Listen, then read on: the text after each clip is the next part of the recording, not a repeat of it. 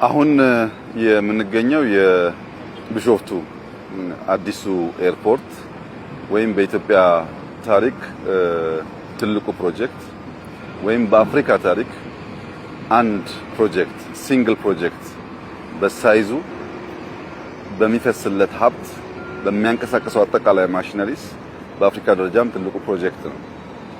ዛሬ በቢሾፍቱ ኤርፖርት ግንባታ ከሌሎች አመራሮች ጋር ለማየት የመጣንበት ዋናው ምክንያት ፕሮጀክት ገንዘቡ ወይም የስራው ሐሳብ ብቻ በቂ አይደለም። ብዙ ሀገራት እኛም ሀገር ብዙ እናስባለን፣ አንዳንድ ሪሶርስ አሎኬት እናደርጋለን።